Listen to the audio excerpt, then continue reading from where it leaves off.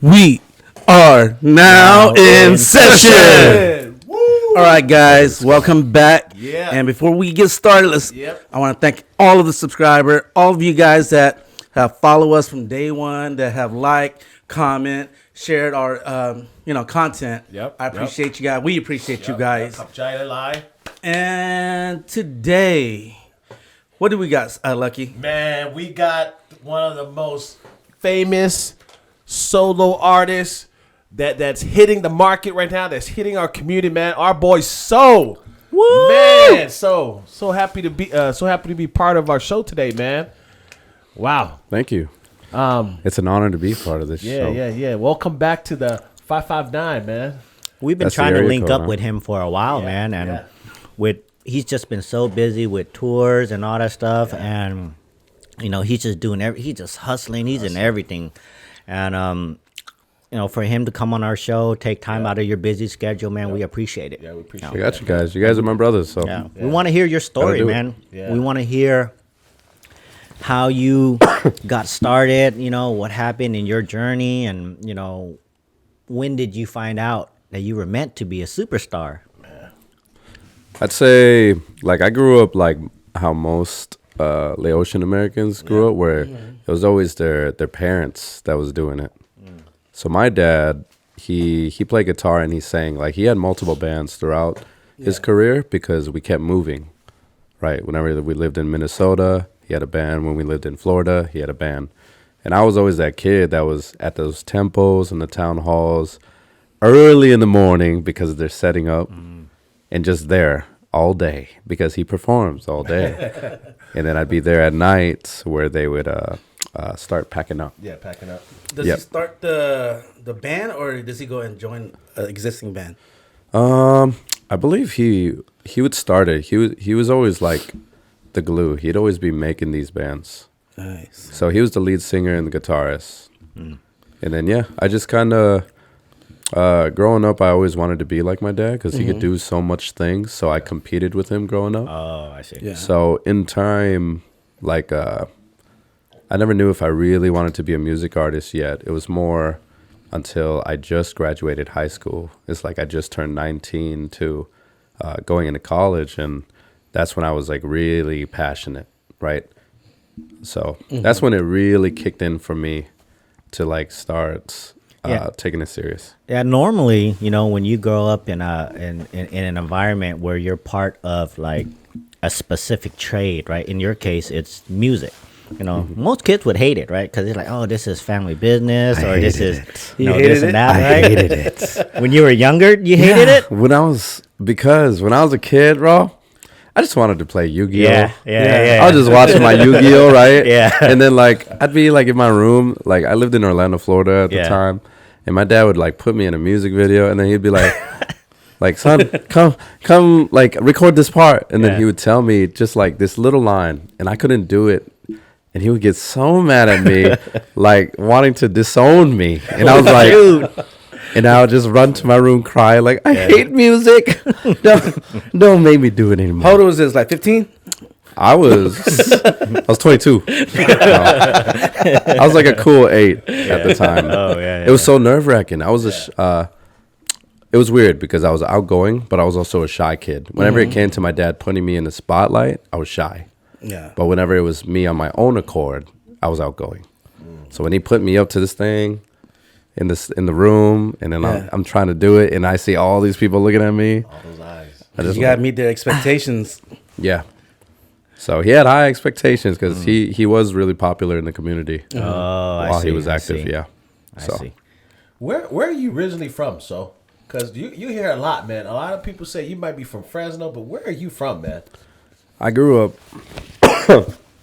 This is my 6th state I'm living in now. Wow. Yeah. I was born in Minnesota, and then the moment I was 2 months old, my parents moved me to Orlando, Florida. When I grew up in Minnesota, though, it was 5 miles from Canada, so it wasn't in the cities. Okay. It was in a very small hockey town called War Road. And every 5 years, my parents would move me Minnesota, and then we live in Florida, then we live in Minnesota, then we live in Florida. Eventually, once I got older, I went to Iowa for 1 year, then I lived in Kansas for 4 years. Wow. But even during the summer, it was always visiting Iowa and Kansas throughout my summerhood as a kid growing up. Yeah. So that's why it's like I claim this line. Yeah. Yeah. Wow. Yeah. And now I live in Cali. Okay. How different is California compared to all the other states that you lived in? It was the most culturally shocking for me because I've been here now for a cool 2 years now. And like this is the place that has welcomed Asians the most. Yeah. In my opinion. Again, Really? I grew up in 5 other states, okay? I could say this. Wow. Because I was always usually the token Asian guy in most of the states. Wow. Okay. Even Minnesota? Minnesota, again, I remember grew he up lived in a up small north. town. Yeah. He lives in the north. Not the cities. The cities was more populated. Yeah. Where I grew up, though, had a nice small community. So I wasn't that token, but we were just a handful of kids. Yeah. Okay. Majority white, Native American. That was up there. And then when in Florida, right, it's all black, Mexican, and Viet. Okay. So even if you like link up with your like Asian homies, the fact that we're Viet and Lao at the time is kind of separating too in a way. Yeah. A little bit. Right. So this moving to California was the crazy experience to me because it's like it's the most moving state I've ever seen. Like in terms of there's an event every weekend. There's people grinding, being entrepreneurs. Yeah. There's people wanting to be entertainers. Yeah. It's just moving. Go. It's fast paced. And I love it because this is my lane. Yeah. You know. This is your lane. So I've been waiting. I always knew someday I'd move to Cali, and I always felt like I was supposed to do it a long time ago. But I'm glad. I think everything worked out the way it did. So when you jumped on a plane or a train, do you play that song from Journey? Was it I'm a small town boy? It was, I forgot the lyrics. Yeah, but you know what when I'm I talking jumped about. on, I played Stop that believing. like Don't stop believing. Don't stop believing. I played that Miley Cyrus Party in the USA. Oh, I know. I played younger that generation. I played that California Girls by like Katy Perry. I was getting ready. California, that one, right? I think so. This is the place I've seen the most Asians of all different kinds too. Yeah. And We're pretty deep. I almost said something. You never left. You never left. I love my AVGs. I was like, finally, I get to see them. So, I was waiting for that. Yeah, no, we're deep. No, we're deep here in California, man. And I think even noticing you, man, you've been throughout. You know, you've been on our radar, but you've been out Fresno, Temecula, and all those different places, man. You like the South, down south too, like San Diego area? Yeah, that's where I'm residing close by now. So far, SoCal has been my favorite, just because it's super. It's kind of like beachy. Yeah. It's hard to explain. Yeah. But it's like it's very beachy, especially San Diego. Out of all the places in Cali, I really like San Diego. Yeah. It's just beautiful. Right. The hills is very aesthetic. Yeah. Well, good weather, man. They pay for the weather over there. You know what I mean? Mm-hmm. But I've been loving Fresno. Fresno's the nicest to me. So Cleanest? Really? I mean, you like the the farmland nicest here? in terms of people. Oh, people, okay, got people, you. Yeah. People. Yeah, we're real here, man. Yeah, Yeah, I we're love real. it. So Yeah. I definitely consider moving here someday. Nice. Maybe. Yeah, man. Whatever you want to sign to a record label, bro. You know what I mean? Yeah. Charles got you, man. We're gonna keep putting this on Charles's brain. Charles gonna get you. He's a realtor. Show me the contract. What does realtor translate to being a music producer?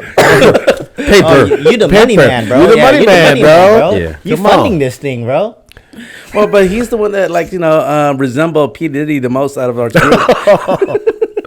So, like, when your dad was playing music, did you also sing Lao songs too? Yeah, he would every now and then. One time he formed a band with me and my siblings.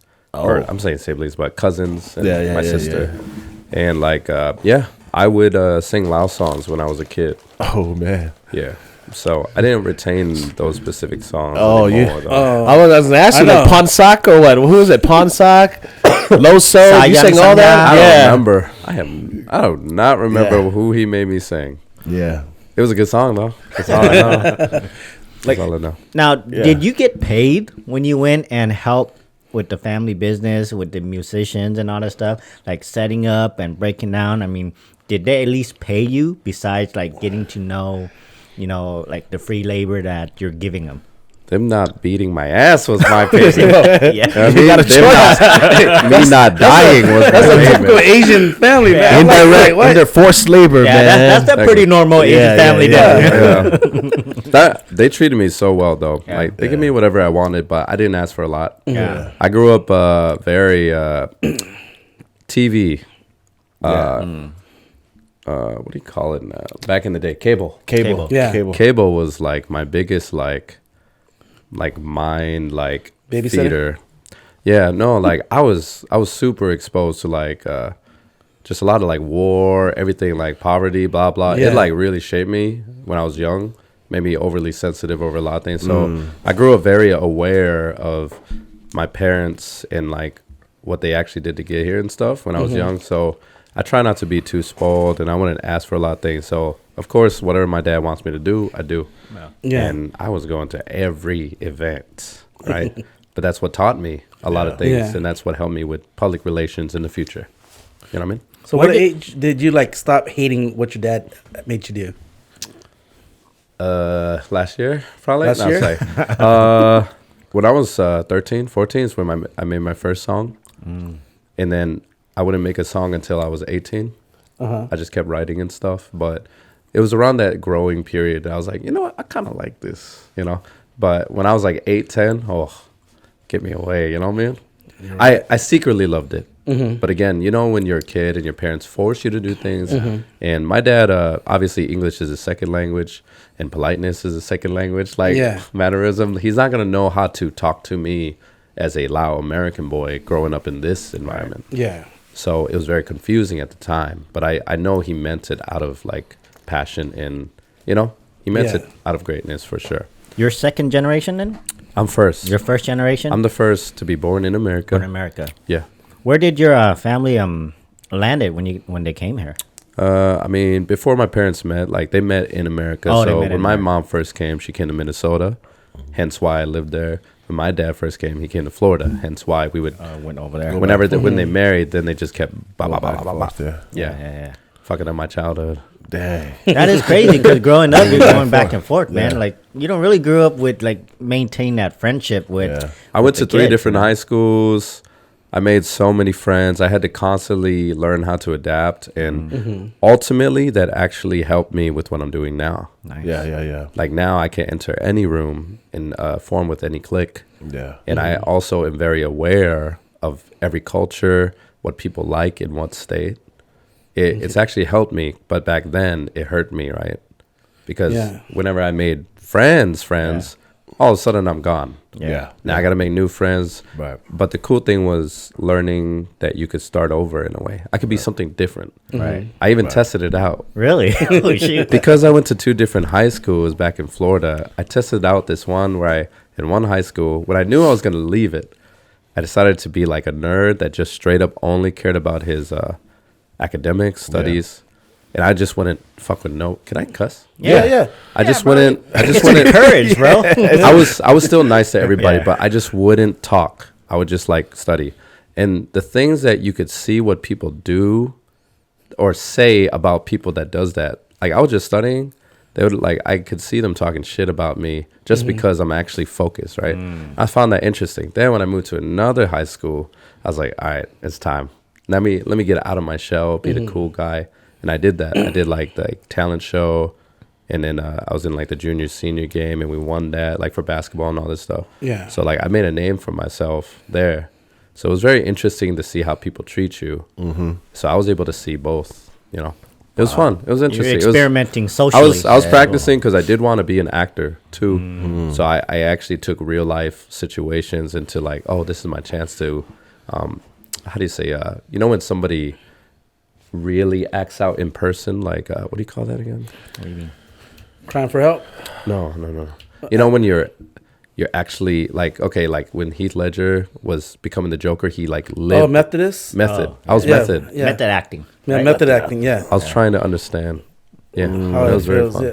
Yeah, Dude, they're having a casting call for Karate Kid. Kid coming up. I know. I'm doing it. Yeah, I like that. Man, they should have that. done that casting call like 20 years ago. Dude, I know they're looking for a 12-year-old, but just shave your mustache, put some baby powder on you. You might look like a 12-year-old again.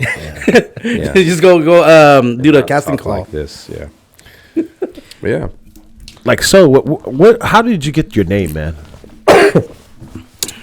So back then, again, when I was young, I actually wanted to be so many different things. Yeah. Because again, my dad could do so many things. Yeah. So I competed. One thing he can't do damn much. Well, he can. He got rhythm. It was dance. He could dance. Oh, okay. He just didn't really show it, right? Yeah. But I know he could dance. But for me, I wanted to be like a dance battler. Okay. And obviously, when you dance battle, you don't show your real name. Yeah. I needed a cool stage name. Same time, I wanted to be an actor, and I knew that Hollywood doesn't like hard to spell long Asian names or whatever. Sure. So you gotta change it, right? Same thing like Jackie Chan changed his name. Yeah. Right? Bruce Lee changed his name. Yeah. Like those Wait, were my they did that? Yes. Yeah. That's So not Bruce, their that's real not name. their real name? No. Wow, this So- is like mind blowing. Like KP. Remember KP had to go shorten his name to Yeah. KP. Yeah. So those were my idols growing up for the movie scene and everything, and I carried on their will of what they do. And so I needed a name that I knew could represent the Lao community, but still put me in Hollywood, kind of like, Yeah. make me acceptable Yeah. under their terms. Right. But I wanted to still represent my people somehow. So I kept trying to come up with names. And I think how it started, I was like 10 or 11. And one day I think I was wearing a Laos hoodie, and then I was just in the bathroom. And then, I saw in the mirror, I was like, oh, Oh, yeah. that looks like Soal. Oh, that's pretty interesting. That's cool. And I was like, That was it. so I decided to go by that because I knew I wanted to represent my people somehow. So Yeah. this was the best way I could reflect them, is just repping that name secretly. Nice. That's So- interesting. So you're a reflection of Laos. I like Yep. that. So Soul is Laos backwards. Yeah. Yeah. So I always carry the country on my back, like whether people know it or not. It's the name's there. It's the Now name they know. there. Because Now yeah, they know. No. now every time they wear my merch or any Laos merch, and it's reflected off of a mirror or the back end of a camera or the puddle, it's my name. Yeah. Nice, feel man. me? That's very creative. That's very Yeah, creative. thank you. In order to insert that into every day without nobody noticing, like that's creative, man. Thank you. How about your costume and your attire when you go on the stage? Do you like think about that stuff before you go on? Yeah. Sorry. No, go ahead. Go ahead. Everything is very important to me. Like my goal is being known besides as being known as one of the world's best storytellers, I want to be known as one of the world's best performers.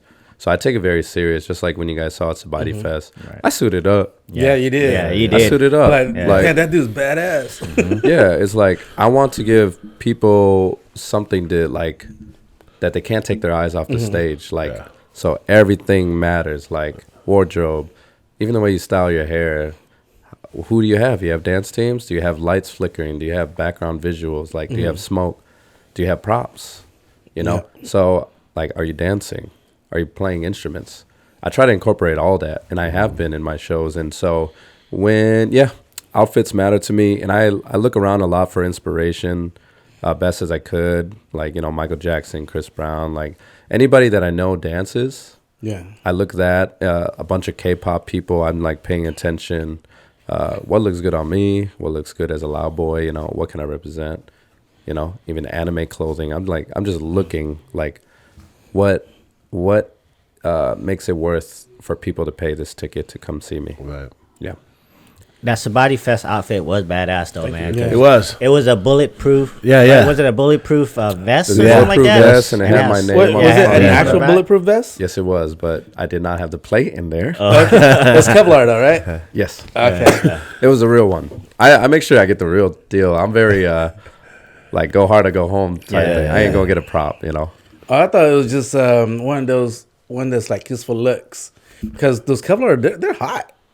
Yep. If you ever wore it, man, this shit's hot. They're hot, but I'm a loud boy and I grew up in Florida. Yeah. Yeah. It's So it humid didn't down matter. there. Yeah. And I made sure to fight it by wearing a heat resistant athletic shirt Yeah. under.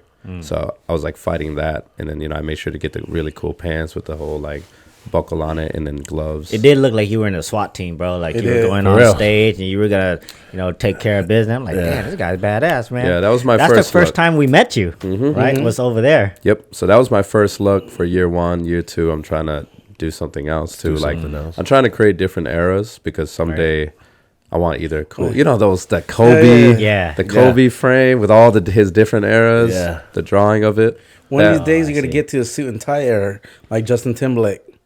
Suit and tie. Oh. Yeah, I know I will someday. I could tell. But for like a big stage, it just depends on the event. Just like the beauty pageant, I most likely would have worn a suit. But that was for Hmong New Year. Therefore, I needed to dress in Hmong clothing. I felt like that was the right, appropriate thing to do. Yeah. So, yeah. The audience, man, that listen to your music, do they kind of give you inspiration to kind of come up with things that you can market to the audience, or you basically just create music off of your experience? I'll do both. So, all of my songs are always about personal experience, no matter what. Okay. And it's also, I like to write things that I know can relate to somebody else in the crowd, somebody that hears it. Yeah. And then, but I also am a people pleaser. I love people. Yeah. That's why I'm always doing community things.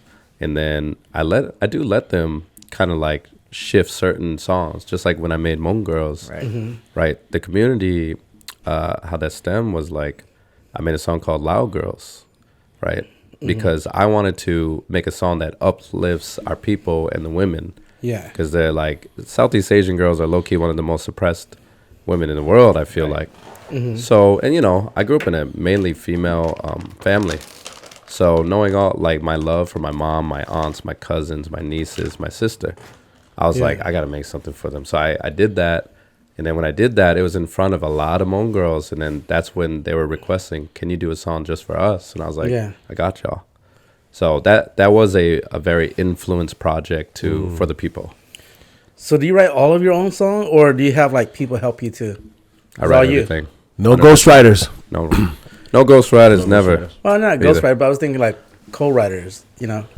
Somebody that helps. Nope. I ain't gonna lie, man.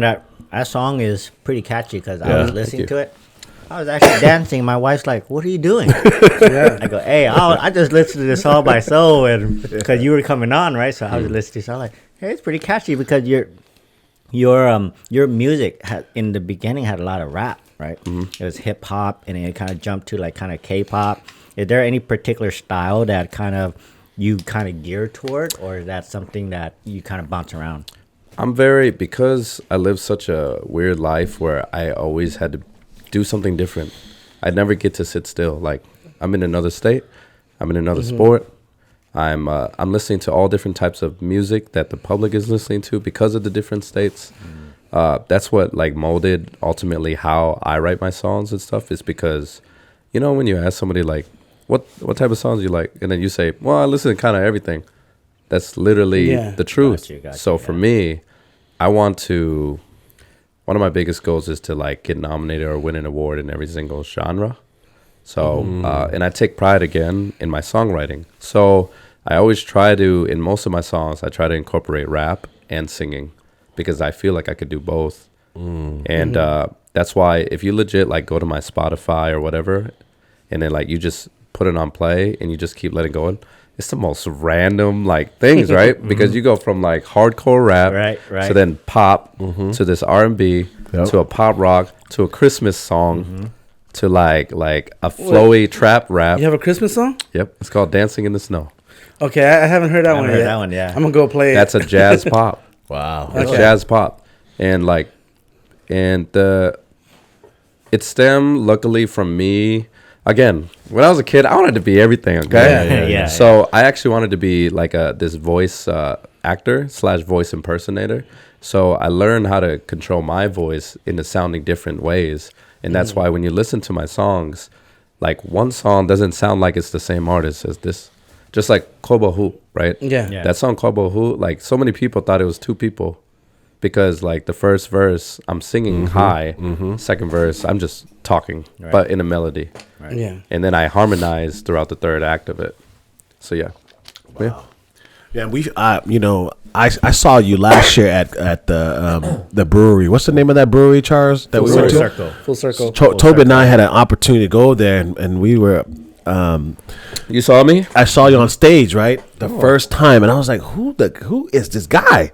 This was before. This was before Sabai Fest, right? Before, because I have never heard of Soal. Then my brother, my Tom was with me too. It's like, yeah, that's Soal. He's on YouTube and stuff. Like, I never heard. So I watched you live, man. I was like, oh, dude, this guy, the beat is clean. He dances like that was totally different from the typical, other artists that I've seen, Lao artists I've seen, man. And in your work, man, are you trying to go mainstream, like in different spaces too? Just not the Southeast Asian community, but other spaces as well? That was always the goal. My goal is to ultimately represent and show what Southeast Asian people could do. So I'm going for the mainstream. Yes. I've been going for it. Yes. I just don't know how to get there back then. Yeah. But now that I've started picking up pace, I've started to learn like how I can move to it, towards it. And I'm already in the door now. At first it was just getting my foot in the door. Right. I did that. Now I'm in the room. Now the goal is just to get the people to know that I exist. Yeah. Right. And then we're shifting into a specific era right now where it's a good time for Asian people. It's still young for Southeast Asians, right? Mm-hmm. But the East Asians are doing really good. Yeah. And it helps. It's another opening again, another window of opportunity. Yeah. So my goal again is to be legit known as one of the best storytellers. That means I want to be known as like a really good songwriter for other artists too. I want to be like that Neo, right? Yeah. Yeah. Like I'm dancing, I'm doing all this, yet I'm still writing a song for Beyonce or this and that. Yeah. I want to write songs for Disney. Yeah. Like I love like their type of jingles and like the stuff that's meant for kids too. Yeah. Like I love that pure stuff, but I also love like the gritty stuff. Yeah, right? yeah. I grew up in both worlds, so yeah. But yeah, my goal, mainstream. Have you ever went out and auditioned for The Voice or American Idol or any of those competitions? Yeah, that's how I started off. Was just like I said, when I turned 19 and all that, I immediately just went to talent shows. Yeah, I just auditioned for like inside of my college at the time. I dropped out after the first semester because it wasn't. I wanted to do music, but at the time I didn't know about trade schools or interning at music studios. I didn't know any of that. I just went to college thinking that, there's got to be music class somewhere. Turns out no. So I'm out. But I auditioned for the X Factor, saved the money, flew. At that time, I lived in Minnesota. I saved the money and just flew by myself all the way to Kelly, like LA. And I just like... what you say, Kelly? Yeah, I fucked up. Calais. Calais. Got you. California, Los Angeles. Okay, I flew. Wait, is that normal for? That's what we saw. What you call us? Calais people. So that's my Kansas side. Yeah, that's my bad. I got a Midwest slang. Oh, you have our slang in a bit, man. Don't worry about it. But no, I auditioned for the X Factor, and then that was 2013. In 2016, I auditioned for The Voice. I did like a 8 or 16-hour drive. I think it was 16-hour drive to Chicago, just to go there. Chicago. Wait for like 9 hours, then hear it no, go back home. Right, but it was all a lesson. Mm-hmm. Yeah. See, so and if you know by now, I didn't take no for an answer. Yeah. Because I know no matter what, there's always a place in music. There's always a place for people. Okay. So my goal was, tell me no 1,000 times. That's okay. I'll find my place. Where did you get that resilience from? Growing up as the biggest underdog ever in America, I feel like. I feel like the biggest underdogs is being a Southeast Asian guy. I think so, man. I think so. Like legit, all the obstacles that were put in front of me for no reason when I was a kid. I was always every girl's first Asian boy, like dating. Yeah. Yet the parents would get in the way, right? They'd be like, oh, wait, and then like, oh, the friends, like, I didn't know you like Asian guys, but I'm always like, can't I just be like a funny, like cool guy? Yeah. Can I just be a guy? Yeah. And then again, just like the constant stereotypes and racisms I had to constantly face and overcome. There was that, the lack of representation in all media. Yep. Yeah. In all of media. So that resilience came just from birth. Yeah. Were you Chinese growing up too?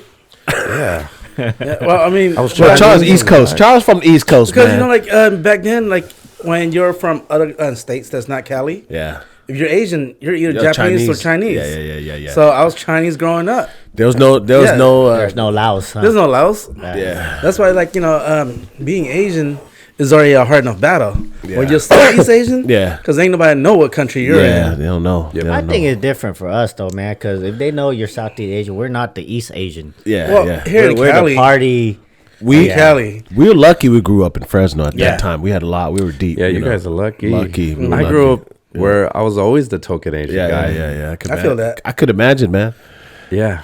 I could imagine. So, man, like your music, man, is really hit, right? It's really hitting the scene right now, man. And that's one thing that we notice about your consistency, your music, man. And like in the future, is there like one artist that you wish you can collab with? I just I've been wanting to meet all my favorite YouTubers, to be honest. Oh, Who's your favorite YouTuber? the singers? Well, you got Timothy Chantarangsu. You got, Okay. Oh, yeah. You Okay. got D Pride, who goes by Russell now. Yes. You know, you got JR Aquino. You got AJ Raphael. Jay Rise. All those people. Jay Rise, yeah. D Pride or Russell now. That's who I compare you to out of all the YouTubers. Oh, really? Okay. Yeah. Damn. And he is my favorite one Very, too. very observant. Yeah. That's good. I always felt the most connected to him because he, to me, out of all those YouTubers, like he had that it factor. Yeah, he did. He did. Right. Yeah. He was just like when they did that The lazy song. the Drake song. Well, that one. besides the Drake song, when it was Drake, Eminem, Kanye, blah. Remember, like when the Asians did it, Right, and then who did Eminem's part? It was Russell. Yeah. See, so that was like something I take pride in. I feel like I could always be that for the music. Whenever it's a collab, I feel like I could be that it guy on the song. I'm the part that people listen to, Yeah. like, and don't not listen to. Right? They got to repeat it. Like, oh, what he say? Like that. So yeah. The landscape of music's changing, man. Yes. Do you think that YouTube and social media and all that stuff is pretty much a new platform for music for the artists to be on now versus the traditional route? It's everything. This is the newest, the craziest change in music history because now it almost doesn't even matter to be signed to a label anymore. You can blow up off of TikTok. That's the biggest app right now. You know, you can make a living on YouTube. Now it's not like 10 years ago, it used to be like funny to people that you are a YouTuber. Now it's a profession. Yeah. Times have changed. Yeah. Podcasts, everything. You make money off of anything. So for music terms, we are in the streaming era, right? So people could almost rather watch you from home, if anything, too. Just because of COVID kind of like did that to us. It made us homebodies too. But yeah, like this is the craziest time for anybody to blow up and I love it. I feel like I've been waiting for this time. Right? Because back then it was all about you need to be signed to a label. Yeah. Now you're noticing all the artists are going independent. Yeah. Because they know what's up. They know that you lose way more money Yeah. signing to labels and stuff. I mean, write the check, you know. Yeah, for sure. Man. Write that contract. Let me Write that see it. contract, Let me yeah. see it. If it's good enough, Yeah. I will sign with the label. But other than that, you know, I plan to go independent Nice. unless I get the right contract in front of me. But you have more control over your content too, right? That and Or creative control, yes. creative control. That's always been my biggest thing because me taking as long as I did, I still, like, throughout my years, I still got, like, companies trying to sign me. yeah. And you know how hard it is to always say no? Like, I was getting contracts offered at 19.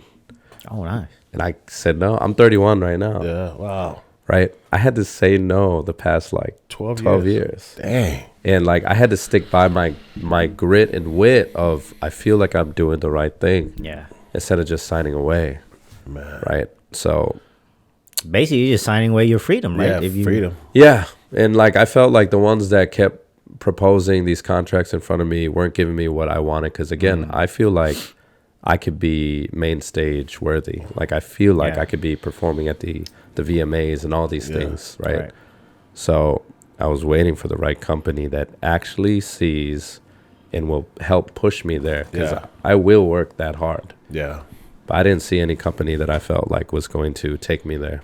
So I just like kind of stayed in my hyperbolic time chamber, just kept writing and kept practicing my voice. Yeah. Right. What's the best concert you've done?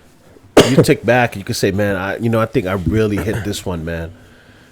In all the cities you gone to, man, like, what is the one that sticks out to you the most? That concert. Now this year I've already done like, You've done a lot. I've done like a cool 30. Yeah. Since Sabadi Fest? Yeah.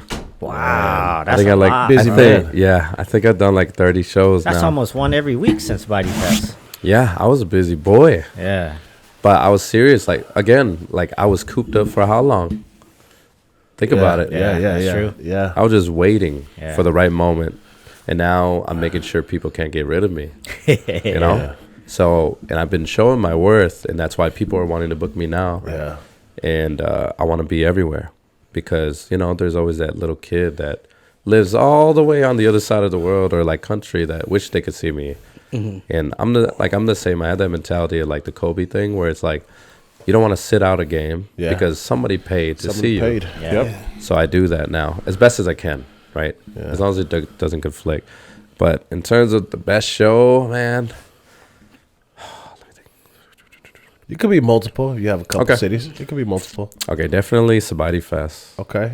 Because one, that was the first ever Southeast Asian music Yeah. festival, like on that scale. Yeah. And I got to be a part of that. Yep. And nobody could take that away from me. Yep.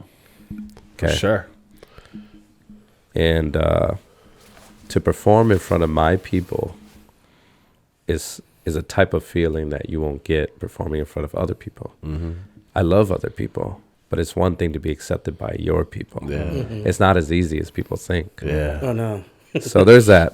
Then I did a show in Texas, not the Sabadi Fest tour. I did a show for Sabadi Fest in Texas. That was fire. But then I came back for this Asian Heritage Month, right, for Grand Prairie, and they were doing this thing where they invited a bunch of different ethnic artists.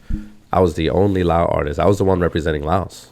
Okay, they had Korean, they had Viet, they had Malaysian, and Chinese. I was the Lao person. Wow. And I killed it. And that crowd was the most diverse, like white, black, Hispanic, Asian. It was dope. And they were loud. Damn. So I got those videos up on Instagram and stuff. Like, that show is definitely one of the top, just like Sabadi Fest. And then maybe recently, when I performed for Minnesota, again, I grew up in Minnesota half my life, so it's very important to me, that place. Yeah. And again, it's always scary to perform for your home place. Yeah. Because, you know, you're like, oh, Yeah. did they fuck with me? Yeah. But they did, because the last time I went there, which was a week ago, like, they were singing my songs back to me. Yeah. And this was a filled out club. This was at Myth. And there was a lot of sexy girls, and like they're just singing. They're singing my songs back to me, and it helped because I couldn't stop coughing. Yeah. Thank God they knew the lyrics, and that type of love, I'll never forget. Man, that's dope. That's dope, dude. You know, I don't know if the audience, like, do they see like you as an artist and these contracts that you build up for these shows? Like, they gotta be paying you, right? So, do they pay you to perform at these concerts? Of course. Yeah. Okay. Because like for the longest time, I do a lot of things for free, for sure, Yeah. like for this and that. But like, it's come to a time already now where I actually really, as much as I know my value, I actually hate taking money. I don't like it. Yeah. I really want to do everything for free.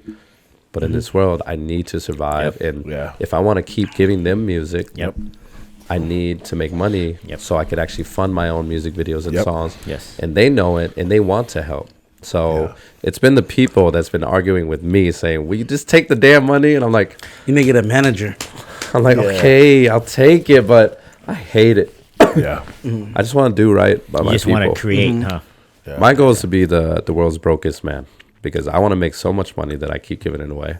And I have a lot of goals to help the Southeast Asian community. So, Man, very inspiring young guy, man. You know, to be this young, man, and to have all this ambition and things that you want to do. And that's very, very inspiring to me, man, to hear that, you know. And you don't see a lot of young 30-year-old guys really talking like that, man, you know. And I think that stems from the root. And we talked about it in the past, too, about all the stuff that, you know, our folks go through in life, man, you know. Yep. As young refugee kids or Laotian kids, man, it was hard growing up, man. And lately I've been watching you and I'm like, dude, this guy is pretty dope, man. You know, Thank you. I want to hear his whole story. You know what I mean? You living his dream right Yeah, now. you living my dream, bro. You living his dream. I have one of the longest complicated stories I feel like ever, but I feel like I'm the most relatable Yeah. because I feel like I've lived everybody's life. And that's why I want to represent. I want to be the guy that people feel like that could have been me or that is me. Right. Okay. So that's why I do what I do and I go to as many events and communal work as I can because I am the people. Right. I completely understand that I'm nowhere without the people. Yeah. Okay. I want to be the people. So I listen, whatever they want. Yeah, you stole me, bro. Because when I saw him on stage, I was like, dude, that's me right there. 10 years ago. What the? It was me 10 let's years be ago. real. Okay, 20 real. 20 years ago, that was me. And then you woke up. And then I woke up. But I'm glad So's doing it, though. You actually are, bro. You know, I mean, everybody that looks up to you, like, man, you know, like he's actually doing what many of us dreams of doing, but we don't have the talent, you know, to do. Okay, I didn't start off talented. I'm gonna let y'all know. Really? Maybe I had certain God-given gifts, but it's one thing to be a prodigy. It's another to be the world's hardest worker. The hardest working person in the room. I was the hardest working person in the room that knew I had some type of gift, and I just worked towards it. So this is the part where it's not rainbows and butterflies, right? Yeah.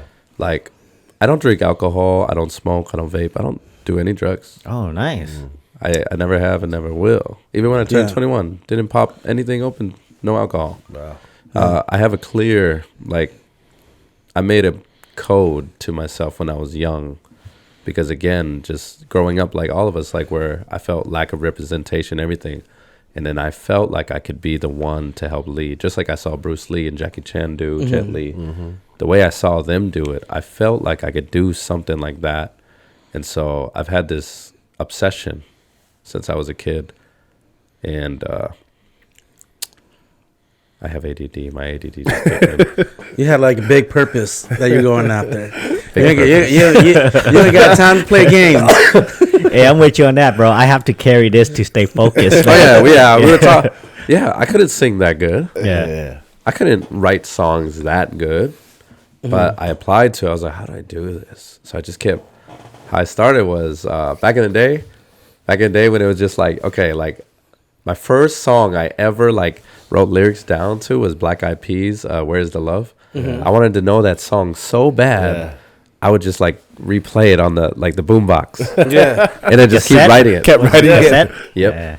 Just keep replaying. And then I finally memorized the lyrics and I was so happy. And then that's when I started learning structure of songs. I was gonna say, for the audience out there, I know you guys are younger. Back then, we had cassette players. There was no DVD or MP3s. We had to press play and pause to write down all the lyrics because we can't just go on Google and just freaking find There was lyrics. a time. Eventually, when I got older, AZ lyrics came Yes, out. they Right? did. Lyric, yeah. So then I started printing that. I was like, there you go. Got it. But yeah, technology moves crazy fast. So does music. People get bored of the genre within the next week. Bro, even your song have lyrics on YouTube because we were karaokeing the other day. Yeah. And then like we looked up your song and I'm like, what?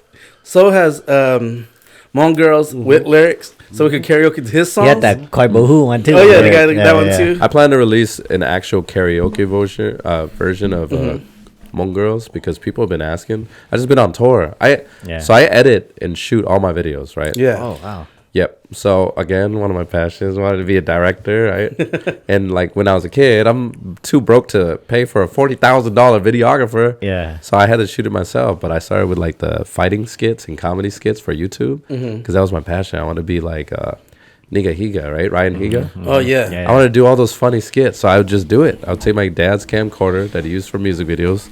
I'd just be recording like pretend fight scenes with my cousin, and then it stemmed to ultimately me shooting my own music videos. And then when I was a server at Main Event, I showed the bartender, like, hey, I want to be a music artist. This is what I'm doing. This was back in 2016 or something.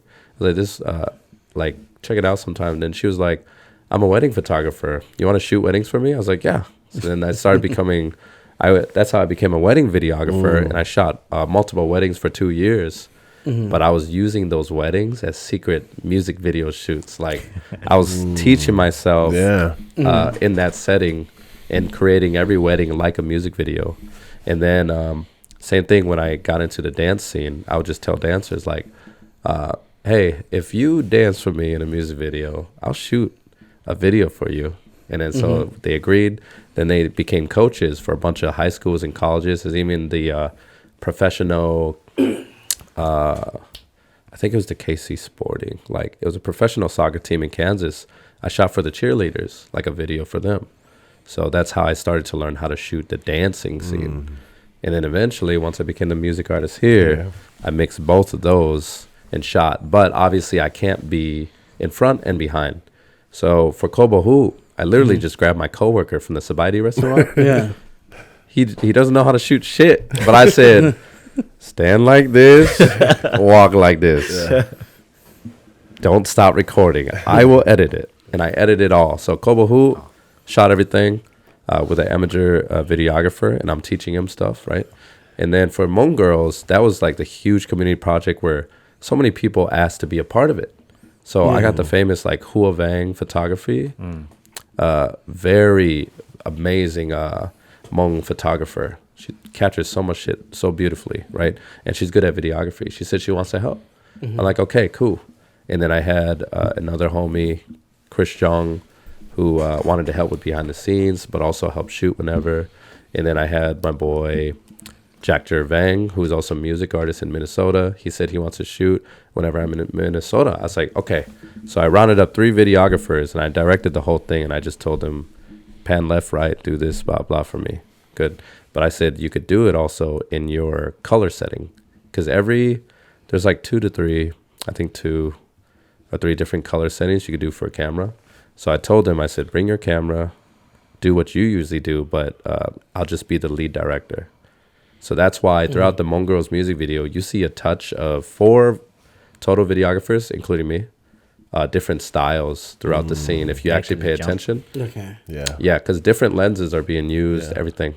But it's all still controlled by me, and I edit it all. Yeah, because during the dance part, too, you could see the transition during this, where the girls are dancing in that little area.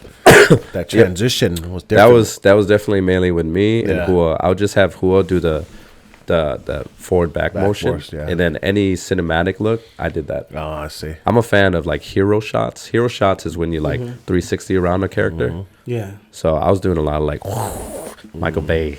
Transformers. Kind of like when Captain America stand there and then they go around. Yep. That's what it is. So I did that for my girls. So yeah.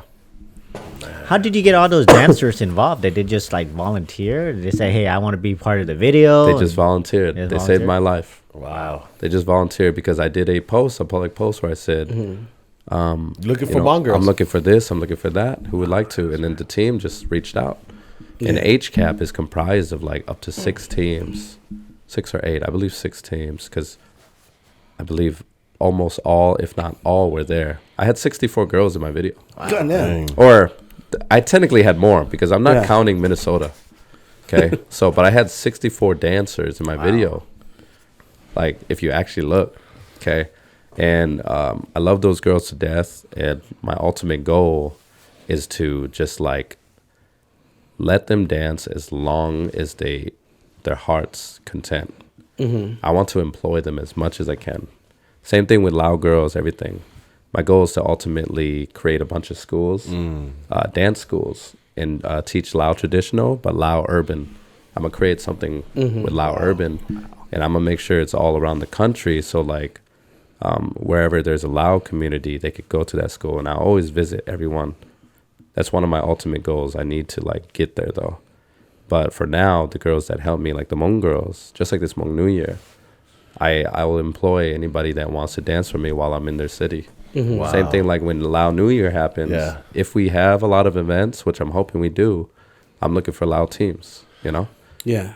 So we could definitely link you to one of that, man. The Lao Temple has a great young kid musicians, but they also need the dancing and all the other stuff, choreography and all that stuff combined together. He would be a perfect one to hit up that Lao Temple. I thought you were trying to volunteer to dance for yourself. Oh no! I ain't trying to break my ankles, bro. You gonna volunteer to be the driver? I ain't trying to. I'll hook So up with one of the work folks over there. He could connect with those guys because I think the Lao students over there could utilize. Let me know what he was trying to share. Yeah, the girls that were dancing that video, they look happy, man. Yeah, when you look at the video, man, they were just smiling, they were dancing, smiling. If you are a dancer, you know what it feels like to finally be seen and get to do what you love. You don't even have to be a dancer. Whatever you love doing, there's nothing like it. The feeling of doing for that brief moment. For them, it was a couple hours of shooting, but that was the time that time stopped for them. And because I know how that feels, that's why I keep involving them in everything I can, right? So, wow. The ladies, man. I don't even get into all that, but the ladies, like how do you handle like the fans, man? How do you handle the fans? I don't know. I just stand there. Stand there. I just embrace it. Yeah. I love it all. Yeah. Like, again, I love humans because me growing up, moving so much, my interactions always get cut short. Yeah. Once I establish a connection. Yeah. With a person or people. So I think it's that underlying issue or like a thing with me that like makes me cherish these interactions more. Yeah. Some people don't embrace it, right? Some people are introverts and that's okay. Right. For me though, like I crave it. Like I don't need it. Yeah. But if I see that just my appearance, just me being somewhere made this person happy for a moment, that touches my heart. Yeah. And I could do that for free. Yeah. Like signing autographs, like a girl coming up to you and say, hey, can you sign all this? Like you're going to take your time to do it and spend that time with I always write a message. Yeah. I don't care how long the line is. For sure. Because I'm going to make sure I show you like how important you are to me. Yep. I don't just shrug it off. Right. I do it as much as I can. Yeah, because you see that in some artists, you know, they're like, nah, man, I don't have time to sign all this. But, you know, I think you're taking a very intentional approach, you know, on how you engage with your fan base, man, you know, and you got a lot of female fan base, man. That's pretty dope. I'm very fortunate for all ages too, right? All ages. All ranges. All ages, yeah. Right. All ages, all races. Yeah. It's awesome. Dang. But I mean, I'm just looking for one girl. Like ultimately, in terms of like what I want, it's just one girl. Nice. You gonna make a song for that one? I'm looking for that one girl. One love. Let's try to figure this one out now. Let's try to figure this one out right now. Try to get on track with him right now. Yeah. All my songs actually secretly always written about somebody. Yeah, there you go. There's always secret That's like messages. a Taylor Swift. Yeah, I see myself as like the guy version of Taylor Swift or of Ariana Grande every time. Oh, she just became a billionaire. Ariana Grande? Taylor. Oh, Taylor. Oh, for sure. Yeah. For sure. That's From good. This tour. She deserves it. Yeah. She's a hard worker. She is. Hard worker, yep. Yeah. What other questions you got? I was going to say, because you're already following your passion. What do you do for fun? What's that? Is that? Then again, what's your downtime? There's no downtime. It's always going. Bro, I legit barely sleep every day, and I'm actually a super insomniac. I've been like that since birth. Oh shit! Yeah. Literally every one day out of the week since birth, I don't sleep like 24 hours straight. Wow. Oh no way. Yep, my whole hardest worker right there, man. My whole life, but because of that, because of my insomnia and anxiety that I always be having, like it actually. That time that I had nothing to do, that's when I honed in on like random abilities and hobbies. Yeah. So that's why I could do the most random, eclectic things. And I just study. I just do whatever, trying to sleep, whatever make me fall asleep. But it turns out it makes me even more awake, right? Yeah. So that's why I'm actually like able to do a lot of things. So when I'm not doing music, like I love to do other things, like solve Rubik's Cube or draw or play video games, anything. Stimulating your mind. Stimulating Your mind. Yeah, you got to keep busy. Yeah. So, and I don't know. I just have this endless energy. Yeah. That's why I it's could pretty like dope. dance on stage. Yeah. It's It's dope and not. It's like a curse. Yeah. It's a gift and a curse. Blessing and a curse. Curse, huh? blessing, Yeah. and curse. What are you looking forward to next year, man? Like we're wrapping up 2023. What's exciting for next year? Just phase 2. Ooh. I've done almost a lot of things of what I wanted for phase 1. Like I managed to make a name for myself and stuff. Phase I even headlined some shows. Nice. That was unexpected. Yeah. So I already did that within this year. Yep. Because again, it was just March that Sabadi Fest happened. You're right. It wasn't was- that long ago. That was only like 8 months ago. 8 months ago. Yet in right? Yeah. It feels forever though. Yeah, March, right? It happened in People March. think last year every time. Yeah. It still was just this year. Yeah. And I did so much within these 8 months. Yeah. And year 2, I just plan to double that. You're heading back to Sabadi Fest too, right? For year 2? Yes. Yeah. Nice. And I'm going to, my goal, especially for Sabadi Fest, is year 1, I was the opener, just like praying for a slot, 15 minutes. Year 2, they've given me 30 minutes. And now, hopefully pushing me to a later time. Yeah. Like Yeah. year 3, I hope to be a headliner. Yeah. Like that's my goal. Keep going up. Year 4, I want to be the face of Sabadi Fest. Yeah. Like, Yeah. so it's stuff like that. But I'm not asking for it. I'm just doing my best to show it Yeah. because I Yeah. know that people need to see it to believe it. For sure. And you got to put your money where your mouth is. So that's why I don't sleep. That's why I do all the things I've been doing these past 8 months because I'm very serious and I know that I don't have a lot of time to change the culture in America, you know? Yeah. Like in terms of, I probably have the next 50 years. To me, that's not enough, right? But we never know when I'll be gone. I could be gone next week. Who knows, right? I could be gone, but it's like do as much as I can right now. Yeah. Yep. Because I've already been sleeping, right? Like I've been dormant in my music for like the past 12 years. So now's the time to like Now's just the go time. off. You're already catching that wave. Now just ride the shit out of it. Yeah. Yeah.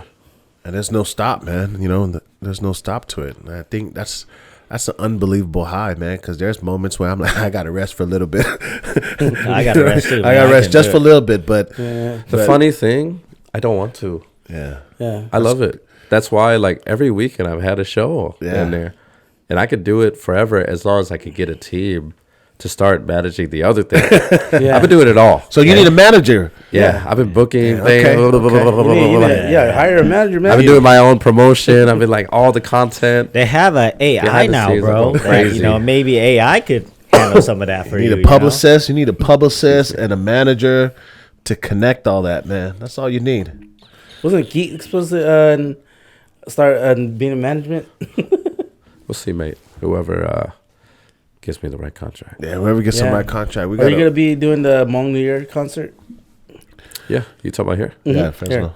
Winter Jam. I'm part of Winter Jam on the 29th. Okay. And Yes, then I saw that. I'll be announcing maybe next week. I'll announce another show on the 27th. You're the only Lao guy on that Winter Jam too, right? I've been the only loud guy on a lot of. That's and this is what I mean, man. Consistency, right? He's the only one that I see on every freaking posting. flyer. I don't know any other Laos guy in America Yes, that does anything. that's what I'm saying. I've been very fortunate and very honored to be like accepted by the Hmong community. Yeah, It's such a rewarding thing, and like getting to know your neighbor really helps me learn about myself more. And I love being able to appreciate their culture and show the world. Like I love it because they're accepting an outsider per se. Yeah. yeah, We're the same people, right? We share a lot of similarities, Yeah. but it's okay to differentiate. Okay, so my goal is after this, like once Lao New Year starts, I want Hmong people to see about our people too. Yeah. Because the more, my goal has always been to unify, to get us known. Because we, It's one thing to be Asian in America. It's another thing to argue with another Asian person. Yeah. Now you're fighting your own people, just doing the deed for the other people. We had a lot of that back in the days, Yes. where there was a lot of separation between the different tribes, and not just Lao and Mali. Even different just within Lao. even within it's Lao nuts. themselves, Yeah. right? And it's very inspiring to see the communities and different tribes supporting one another now, and Yes. everyone, there's leaders popping up all over America in different states that are saying, hey, we need to be the change. And you guys are basically at the forefront. The artists are actually telling our stories. Yeah. And so the music is basically narrating who we are. That's how I'm doing it. Like, I'm forcing my way, whether people like it or not, because whether you like it or not, it's for the good. It's the positive change. Because there's a lot of secret haters, right? That, but you can't be helped because they grew up in a specific time where that was their environment.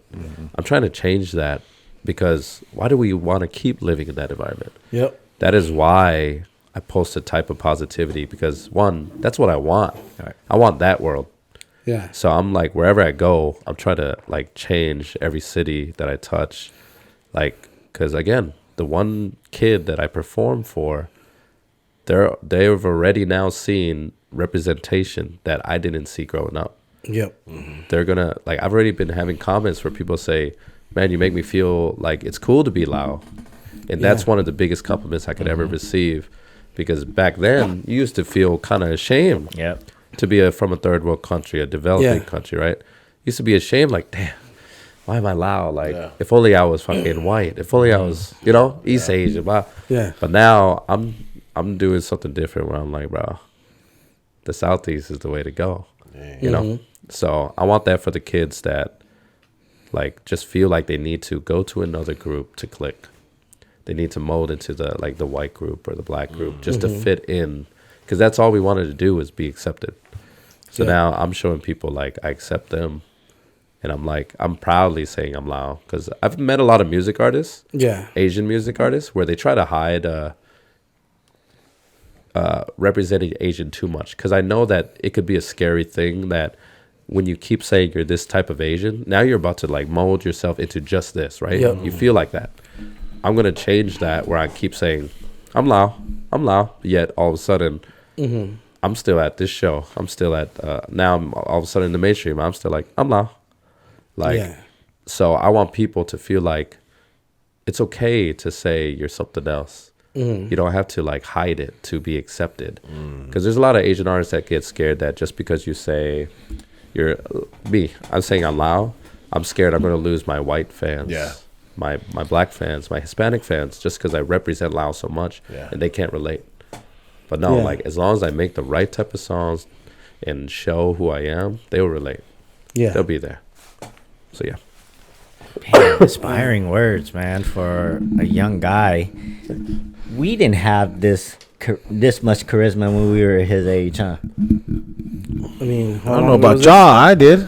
That's a false sense of confidence, though. You know. Right? I always had my confidence, But so like, I'm gonna be nice. I'm not gonna say nothing. don't say nothing. Stay Like over right there. now, Lucky's on a high because the Niners won. Right. Stay over there because you ain't got nothing to say. That's why I stay over there. No. I always been that guy. Soul just give us so much positivity, Right. And I don't want to be that guy that's breaking down my friend's happiness. So I'm gonna go ahead and let you have your You don't want moment. to deflate his ego because the Niners won out of the last 7 games. I would say, I'm sure you guys growing up had the passion, had the anger, had the heat, the desire. For sure. It's the desire for change. Right. Yeah. So again, for me, because I know, I met you guys, I met other like Lao people, everything. I know what we all wish would happen. Yeah. So I'm taking it upon myself to just act for us. Yeah. Okay. I'm not trying to say just look at me as me. So I'm trying You're to doing say, your just part. say, Yeah, right. you're doing Being your a part. trailblazer. Yeah, I'm you saying doing your I'm part. you. I'm you. Yeah. You know, That's all I want. I want people to see me, but not Yeah. see Soul. I want them to see like, oh, this is what one Lao guy could do. Imagine, imagine if we had 2, 10, 100. Yep. Man, feel that. what is your like? What's another message, man, that you have for young folks that a young loud kid that maybe wants to be the next Soul, man. What is that message to that young loud kid, man, or any Southeast Asian kid? What's that message look like? I would say you don't even have to be a music artist. If you could dream it, you could live it, right? So, but you have to really go against the grain. Yeah, If it's a big dream, you got to ride a big wave. Yeah. Yep. Okay. You can have small dreams. I love small dreams. Just open up a cafe. Yeah. I want to do that so bad. But see, like, make real life obstacles for yourself. Real life goals to accomplish. Okay. So the advice I give for music artists, because I mentor a couple of music artists. Yeah. Okay. They always say, I want to perform on the big stage someday. And I'm like, okay, how are you going to get there? Okay. Because I thought of this too. How do you get there? I said, make a realistic thing. How about your goal to get there? I said, what if the next day, what if you get invited to Coachella? You think you'll be ready to perform, like really give it your all? Yeah. I said, you better perform 10 open mic nights to get the jitters out, to get everything out. Because by the time you get invited to Coachella, you're not going to be ready. So do all these things that you think is embarrassing. Because I did it all. Yeah. I performed in front of like 3 people before. I performed at open mics, talent shows. I got rejected at talent, like X Factor, The Voice. Yeah.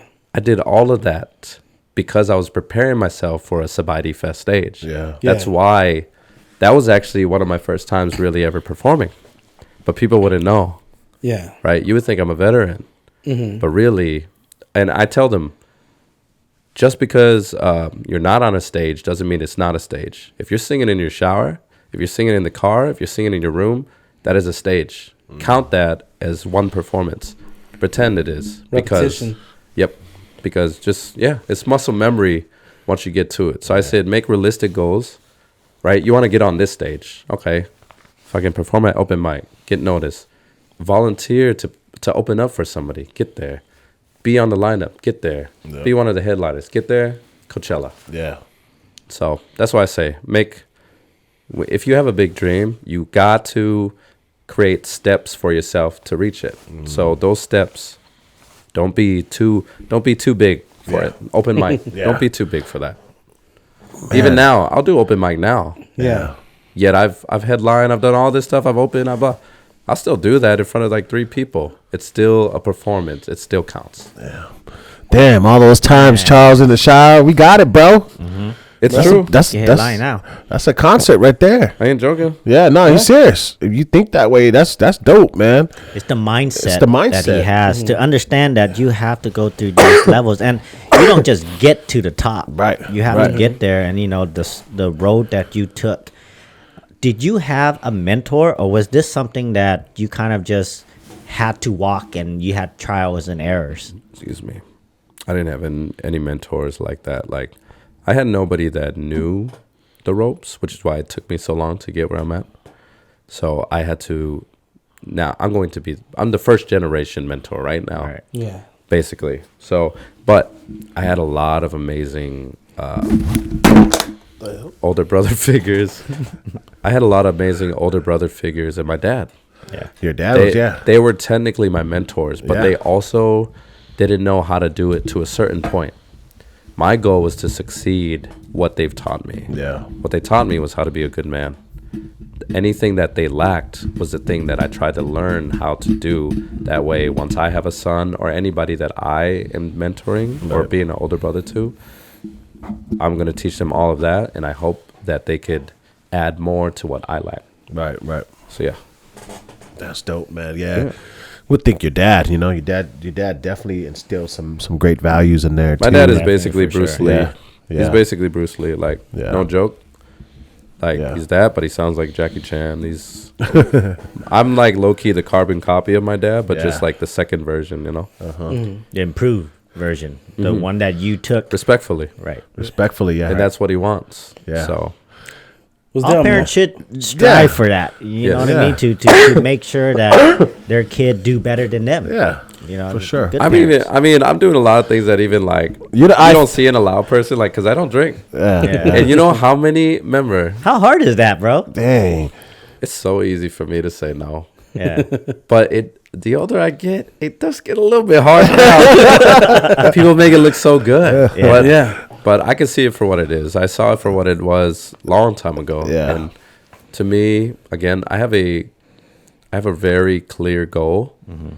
And I knew that if I let too much things distract me, like, it won't be accomplished. And when I feel like I am one of those people that could actually reach it, yet I'm going to not do it, even though I'm sacrificing my life for it, it's like, when are we going to have another person doing, like, pushing as hard? Yeah. So I'm trying to make sure I'm one of the pioneers to do that. Yeah. And yeah, drinking, I just never had an affinity for it. I just see it as poison. I'm not gonna lie. Mm-hmm. I've seen a lot of negatives. Yeah.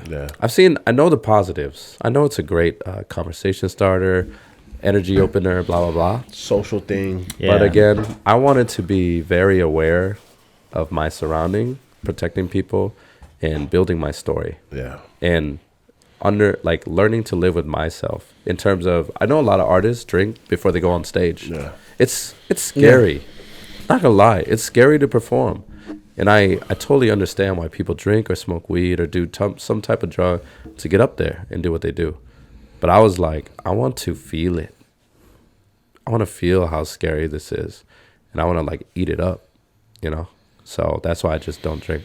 Mm-hmm. You know, you're not missing anything, bro. You're not missing you know what anything, artists that don't drink or do drugs or anything too, and he's big time? 50 Cent. Word. He doesn't do drugs.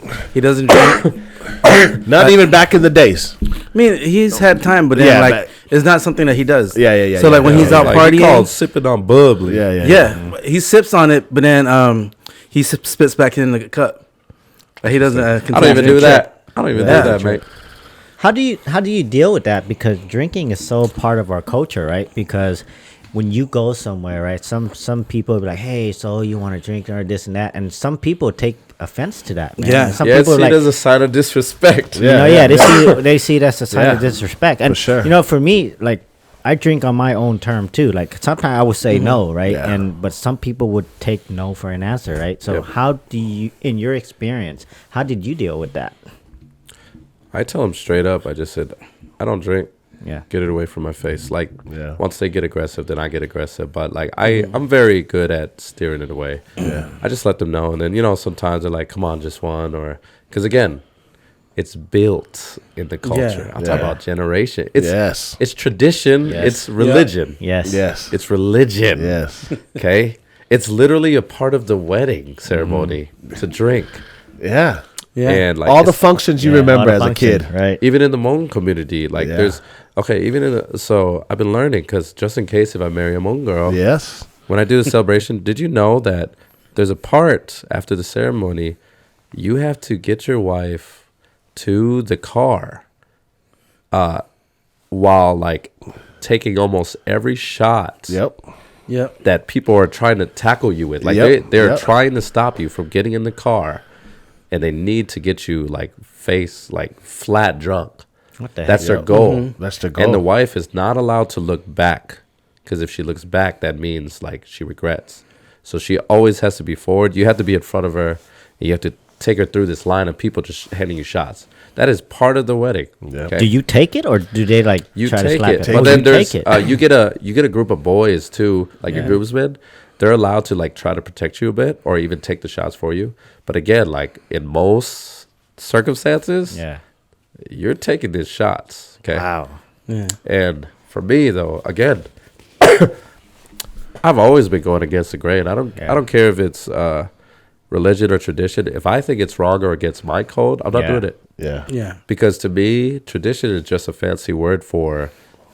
That's what one of the first people did. Yeah. Control. Yeah. Because again, yeah. there's a lot of things that were very traditional that we take out because it's not that not good. right. We realize it's not okay to burn It's people almo- on the stake, Yeah, right? yeah. So that used to be a tradition. Yeah. So for me, whenever they say like, "Oh, it's tradition, do the shot," I'm like, "Okay, I'll take water. Let's make that tradition."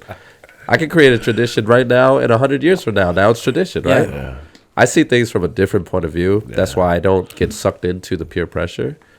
Because again, it's just like I've already been going against the grain. Man, I admire that in you, man, to stay strong in your code and your conviction and your beliefs and It's everything doable. that you can do it. Yeah. Right? Yeah. Definitely. Temptation is hard to beat. Not gonna it lie. is. It's hard to beat.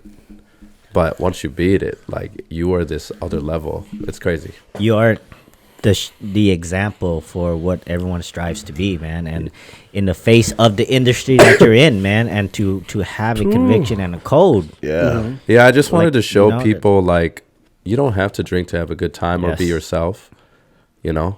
So I want like that's why I know like cuz I have a lot of baby cousins, nieces and nephews. They all do it though. But like my goal is to like show them cuz there was a time they didn't want to do it because I don't do it. Yeah. Yeah. See, so I want certain people that feel like that wish they don't drink. Like once they see that I don't do it at all and I could resist all temptations. And again, I'm at every damn event, every Yeah. party. Yeah. Alcohol is involved at every event. Yeah. Southeast Asian At culture. all levels. Everything. Daily. Yeah. And I'm showing them I could do it, you could do it. So for anybody that doesn't want to drink or feels like they want to quit, they at least have somebody to see like, oh shit, he doesn't do it at all. Yeah. Fuck it, I could do it too. Yeah. You know? So Man. that's it. You can That's drink. inspiring. It's cool. Lucky That's next dope. time I come to your event, I ain't drinking shit. Well, no, I've gotten people to not drink for like the whole night at a Yeah. specific parties just because Yeah. that, and I feel like it saves them for a day. Yeah. you know. Yeah. That's the No. difference. Yeah. You know what I mean? You are leading by an example, and Example. that's people like you is what we need in our community Yeah. to strive and walk the path that that we can't see. And then you're wearing the crown, bro, and it's heavy. Yeah. And that's something that we're proud of, to know somebody like you, like, damn, man, you're doing it. You are a shining example of our culture, of what we could be. I think when we interviewed like at Sabaidi Fest, right? We interviewed him, and all three of us came back right after the interview and looked at each other like, dude, he's a dope ass dude, Yeah, man. we did. Like how can we get him on Thank a you, food? guys. Yeah. No, That means we a said lot. that. We really looked at each other like, dude, you guys, we interviewed him for like 5-10 minutes, but we need to get him on the show, man. Like, I think there's more to it that we don't know, you know. And we all kind of just looked at each other like, he was pretty dope. And that was kind of our first year getting to know Soal, was this year, like, at all the Actually, concerts. when he came off stage, Yeah. it was impromptu. Right? Yeah, Like, yeah, he walked yeah. up, hey man, can we interview you real Yeah, quick? yeah, or whatever? yeah. And he gave us his time. Yeah, yeah, Hey yeah. man, Yeah. okay, Yeah. we'll do it real quick. We felt that. Yeah. You know how you mentioned, like, man, I got to sign every autograph that came. We felt that, like, dude, this guy's giving us felt the our love, time, yeah. that love, and we see it, we're definitely a little bit older than you. We saw that, for a young guy to have that. We were like, dude, that's freaking dope, man. It was a different energy at that moment. Definitely. But we knew It's exactly. good energy. It's Yeah, the same, yeah, It's good same energy. good positive vibes. Yeah, for sure. Not just man. that, like for me, going to Sabaidi Fest, I thought all the artists were from Laos. So when they told me that you were from here, I'm like, dude, why are we not highlighting the dude that's from here? And he just freaking killed it. Yeah. And like, I mean, no disrespect to those guys that came from Laos, they killed it too. But I'm just like, dude, why do we need to go all the way to Laos when we got talent here? Yeah. Like, why Then he not- represent us Yeah, better exactly. because we Yeah. grew up in America. Yeah. So he represent us a lot better. I could identify with him way more than those Yeah. guys do, and I appreciate them. And dude, let's bring it back to Yeah. where we're at. Like we Yeah. got the talent here.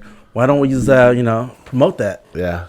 And you're a perfect example of that. Thank you. And I thank And you guys for we're wanting to coming do a up- second interview. Yeah. Yeah. Because we're coming up on our time. Is there any last thing that you want to share with our audiences?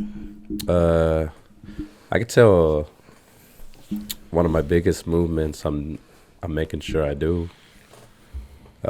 Besides what I already said with what I have plans for with like creating dance teams in schools for that.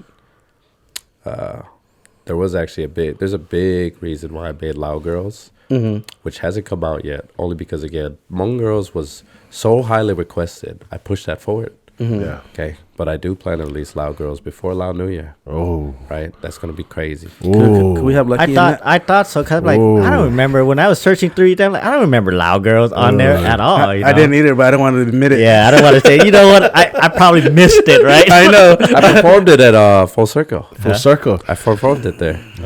The videos are out with the actual song, but like I'm gonna do that on a even higher scale, like the music video, Yeah. because I want to show again, like this is now Lao as a whole. Nice. There's Hmong people. Oh, Hmong yeah. people are in there. Yeah. Yeah. Hmong people are allowed to. Yep. Yeah. I need to do right. But so there's a huge reason why I made Hmong girls. You see how it sounds? Like it's kind of like a Chris Brown where it's like, hey Right. girl, I like you. Dance, Can I yeah. dance with you? And I brought it back to 2010 vibes. That's why I made Yeah. it nostalgic. That's probably why I was singing it, Yeah, right? Because I'm yeah. like, man, it's nostalgic. It's just nothing but like cute puppy love, like Yeah. during Yeah. that time. But so there's a reason why I always employ girls, okay, in my dance, like when it comes to dance teams, and then these songs and just like the music video, is so I grew up in a mainly female family, and also it's pretty traditional, right? My mom has a crap ton of sisters, right? And she would tell me all these things and like all the restrictions. And then even my sister, the biggest example for me was my older sister by 2 years. It's just me and my sister. That's the only sibling I have. Growing up as a Lao boy, like I had so much freedom. And they spoiled me with whatever I wanted. Again, I didn't ask for much, but whatever I did want, they gave me. Yeah. When it came to my sister, she got restricted on almost everything. She couldn't be in a sport. She couldn't go to the dances. She couldn't hang out with people. But they would give her a car, a laptop, a phone in return, stuff like that. But like again, she was like caged in. And it's not my parents' fault for that, right? They grew up in Laos too. So that's the tradition, right? That's the culture. Yeah. And then coming to America, it's even scarier. You want to protect your first generation kid in a new country. Yeah. It's not their fault. They were just following what they had as an example. Right. Now, growing up, seeing now my sister, because of how she was caged and the way she acts now, I love her to death. But I see some things where I'm like, I wonder if this is because she didn't get the freedom that I got. Like, why do I act this certain way, but she acts this way right now, as us as adults? Seeing that traumatized me really hard, and my love for my aunts that raised me, my love for my nieces and cousins, and then being a dancer. So the reason I always involve dancers and their girls, and then like the reason I did the Hmong girls and all this stuff is because I know that these Asian girls, like they get restricted, right? Now, times are a little different. They get a lot more freedom as 10, 20 years ago. Yeah. Times are definitely different. But I know that still the stigma is there of you're an Asian girl, you have to live like this, you can't do this, blah, blah, blah, blah, blah. So for me, that's why I really make sure they have fun and they have an event to go to, which is like my show, right? So it's that and like the music video. I wanted people, that moment that they got to be in that music video and do stuff was one of the times that their parents will allow them to do something fun, right? So those are like secret little things of like what I'm really trying to do is help change our culture is just giving the girls a little bit more freedom, right? Because like, seeing how my sister and my aunts and my mom got raised with barely freedom, and I feel like they could have lived a more fulfilling life. I'm trying to do that too. So that's one big thing that I'm pushing for. Yeah. Nice. Nice, man. We're going to close this out, man. So what would you say to a young soul, 8, 9, 10 years old, growing up, looking back, what advice would you give him? I would say release the damn songs. Release it. No matter do what it it up. is. I've written over 1,000 songs. Really? Yeah. Oh, wow. Again, I've been doing this for a long Yeah. time. Even though I took it serious at 19, I was writing since 13. Wow.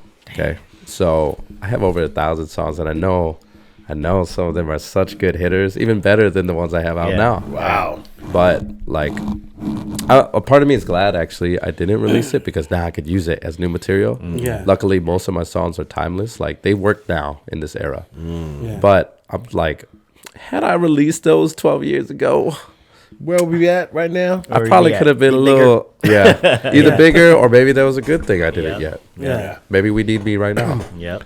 But I will say, release the damn songs, kid. Nice. Just Release do it, the guys. damn song, Yeah. kids. No matter what it is, you got a stage, and somebody is watching you, man. No matter what it is. Don't forget to follow Soul on Instagram. social media platform, all social media, huh? right? You're on what? I'm on everything. My TikTok, Snapchat, Instagram is It's Me Soal, like ITSMESOAL. And my YouTube is just Soal, SOAL, and my Facebook is Soal. So yeah, I'm on everything.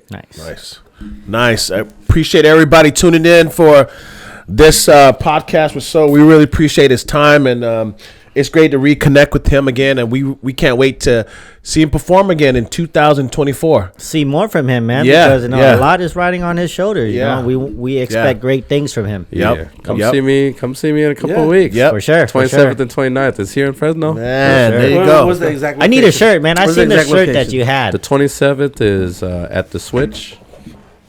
Switch? Switch Lounge? Okay. Switch. Yeah. And then the 29th is Rainbow Ballroom. Oh, Got it. yeah. And is the covers to get in or no? Coverage, like, Coverage of course charge. you got to pay. I just want to know. Like, Yes, just want to you make gotta sure. Hey, the you're Switch, talking to Charles. the okay? Switch is- If it's free, he gonna get it free. Yeah, the Switch is like $25. Charles trying to negotiate right now. He's trying to be your bodyguard, so that Rainbow night, Ballroom, man. $35. Yeah, Something like that. Yeah. All right, All guys. right, everybody, for peace joining out, us. all right? Thank you. Don't See forget ya. to like, subscribe, and ask all the questions when Soal video pops out, all right? Talk to y'all later. See ya.